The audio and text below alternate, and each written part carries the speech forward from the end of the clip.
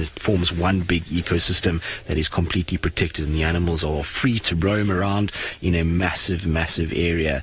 And so it is an incredible part of the world, and it is amazing to see wilderness like this. Now, what's interesting is I wonder if this male leopard might not go up the tree. If he does, we might see a bit of an altercation between them, because what happens with male leopards is that they are very defensive of their food items when it comes to each other. So with a hyena, they know a hyena's got a very powerful bite and that it's dangerous to go after them. But when two leopards fight, it is a very different story. And if this leopard goes up into the tree, the leopard that's up in the tree at the moment is not going to be too happy to have another individual coming into this area. It really is absolutely insane to see this, and I wonder if this young male is going to have the brazen attitude to be able to try and go up and take on the other one up in the tree itself.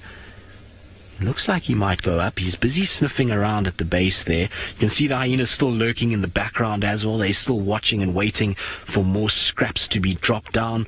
And look at that leopard. Look at those beautiful eyes. And you can see he's sniffing as well.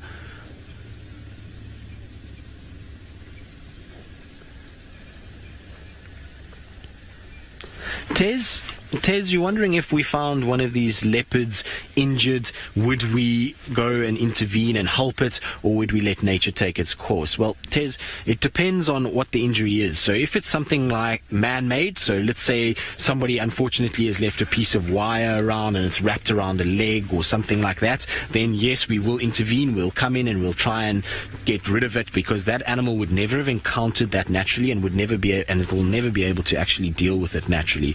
Whereas if it's a natural injury, so something like, let's say, another leopard attacks one of these individuals and they get hurt from that, then no, we don't interfere. And the reason for that is that nature has a way of basically dealing with and reducing weaker bloodlines, and it's the way nature was. If we weren't here, it still would have happened, and there's a reason for it. And even a animal like a leopard dying is going to cause nutrients to be put back into the bush. There's going to be scavengers that are going to feed off it. There's all kinds of parts of that take place. And so if we start tinkering with that, we're then interfering with the balance of nature, and we have then a big problem.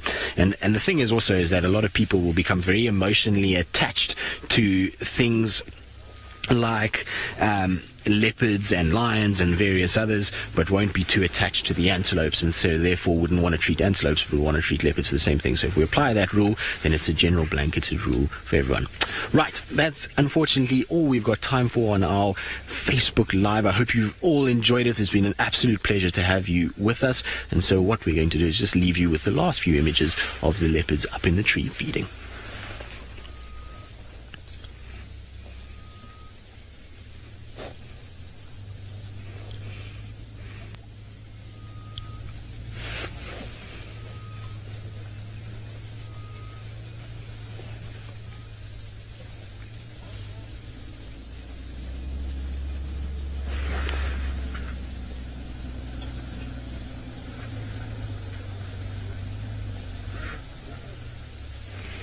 Right, guys, so we're back to our normal feed, and so it's still just an absolutely incredible sighting. Unfortunately, I'm not going to be able to stay here for much longer. There's a number of vehicles that are trying to get into the sighting, and we've been here for quite some time, so I am going to have to start chatting on the radio and trying to just let some of the other guys get in and get a chance to see them. Ultimately, this is not something that happens every day, and we want to give everybody an equal opportunity of seeing what goes on. So unfortunately, I think that's all we're going to be able to do today, and all we are going to be able to spend time doing, unfortunately, because it is, like I say, just that kind of sighting that everybody wants to come and see. Now, there's a hyena that's got a mouthful of leaves and fur, which is not ideal. I was hoping for more skin or some sort of protein, but not leaves, that's for sure. You can see how just sniffing around and just checking. Tingana's completely asleep.